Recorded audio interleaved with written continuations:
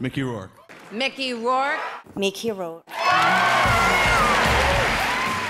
Наверное, более неоднозначного актера в Голливуде нет. Конечно, там у каждого свои причуды, но Микки Рурк превзошел всех. Человек, который после оглушительной славы и самых высоких гонораров скатился вниз до состояния бездомного. Это надо было постараться. Он не мог приспособиться к той политике, которая процветала в кинематографических кругах. Правила игры, которые в сущности очень просты. Молчать и улыбаться нужным людям. Слишком прямой и честный с самим собой, чем обязан боксу, Рурк не смог адаптироваться в реалиях Голливуда, где приобрел репутацию бунтаря и непредсказуемого актера.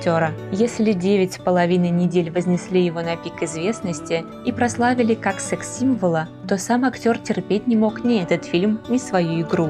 Кстати, нужно отметить, что картина у себя на родине полностью провалилась в прокате и была номинирована на 3 антипремии. Американский зритель не смог понять, что же творилось между героями. А вот Европа приняла этот фильм с восторгом. Например, во Франции в кинотеатрах его крутили целых 5 лет. После такого ошеломительного успеха он по праву получил статус культового.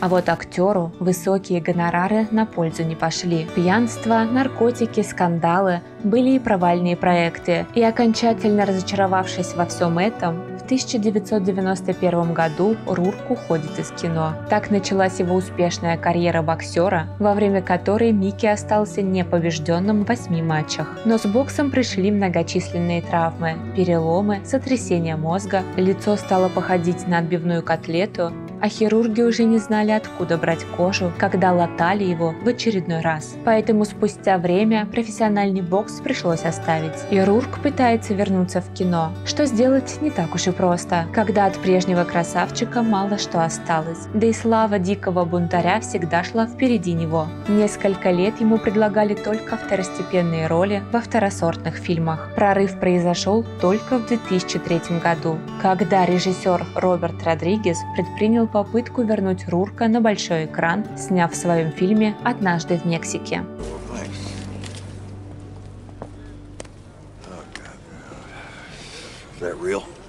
А дальше была его выдающаяся роль в «Городе грехов».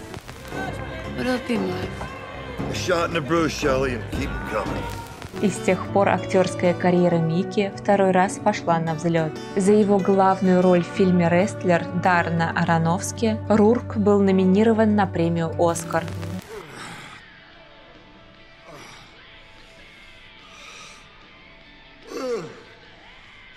А уже в 2009-м он был удостоен собственной звезды на Голливудской аллее славы. После ошеломительного успеха, скатившись на самое дно и потеряв свое лицо, о чем, кстати, Рурк всегда сожалел, он все-таки смог вернуться обратно. Теперь он уже не принимает участие в проходных фильмах ради гонораров. Вот что говорит актер. Это больше не повторится. Поступать так значит не уважать самого себя. Теперь я себя уважаю. Не будет самоуважения, будет плохая репутация. Я через это прошел и больше не могу такого себе позволить. Мне нужно двигаться вперед. Несмотря на свой возраст, этой осенью ему исполнился 71 год, Рурк продолжает активно сниматься, причем у именитых режиссеров.